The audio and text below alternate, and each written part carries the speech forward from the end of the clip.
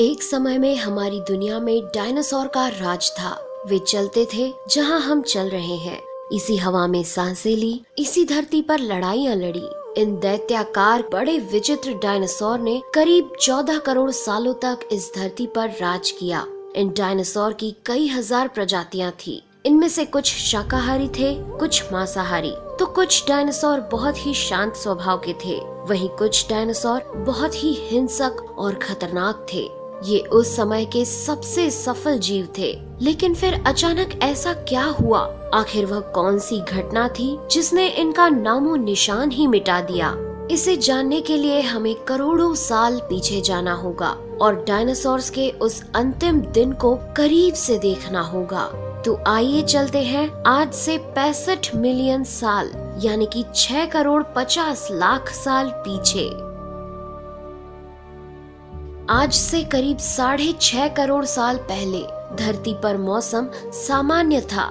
चारों ओर सूरज की रोशनी बिखरी हुई थी। लंबे लंबे पेड़ों से टकराती समुद्र की ठंडी हवाएं और चारों तरफ डायनासोर के चिल्लाने चिंघाड़ने की आवाजें। जब ये सारी डायनासोर प्रजाति बड़े ही आराम से धरती पर अपना जीवन बिता रही थी, तब 10 करोड़ साल पहले ही इनकी किस्मत लिखी जा चुकी थी। 10 करोड़ साल पहले एक छोटा एस्ट्रॉइड का टुकड़ा जो सुदूर अंतरिक्ष से आ रहा था, वह पृथ्वी से लगभग 20 करोड़ मील दूर मंगल और बृहस्पति के बीच बने क्षुद्र ग्रह बेल्ट में घूम रहे एक बड़े एस्ट्रॉइड से जा टकराता है। इस टकराव से उस बड़े एस्ट्रॉइड की दिशा बदल जाती है और वह क्षुद्र ग्रह बेल्ट से निकलकर सीधे पृथ्वी की ओर 22,000 मील प्रति घंटे की रफ्तार से बढ़ने लगता है। जब यह एस्ट्रॉइड पृथ्वी से 3,84,000 किलोमीटर की दूरी पर था, तब धरती से शायद डायनासोर का अंत ना होता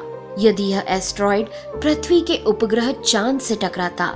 लेकिन नियति को कुछ और ही मंजूर था, इसलिए ये बड़ा एस्ट्रॉइड चांद के बहुत नजदीक से गुजर गया।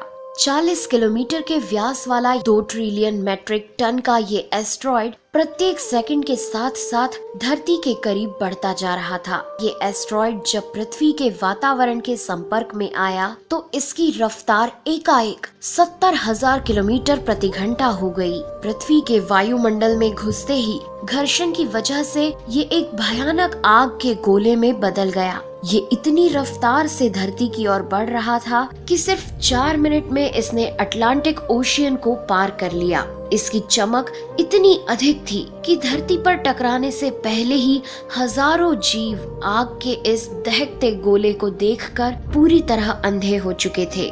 ये जीव उस उल्का को देख नहीं पा रहे थे, लेकिन वह उसकी भयानक गर्मी को महसूस कर रहे थे। कुछ ही क्षण में ये एस्ट्रॉइड मेक्सिको की खाड़ी के पास जमीन से टकराता है और लगभग 35,000 डिग्री सेल्सियस की ऊर्जा वाला एक भयंकर विस्फोट होता है।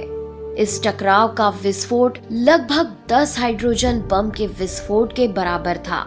ये विस्फोट इतना शक्तिशाली था कि इसके टकराते ही धरती की लाखों टन धातु अंतरिक्ष में चली गई। टकराव वाली जगह पर 180 किलोमीटर चौड़ा और 20 किलोमीटर गहरा गड्ढा बन गया।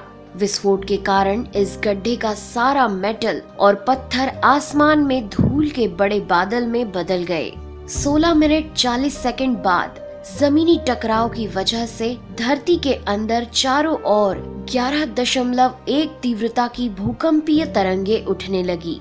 इस वजह से समुद्र में विशालकाय लहरों का निर्माण हुआ और एक के बाद एक सुनामी की लहरें चारों तरफ बढ़ने लगी। भूकंपीय तरंगों ने सभी सक्रिय ज्वालामुखियों को दहका दिया, जिसके कारण जगह जगह डायनासोर का विनाश शुरू हो गया।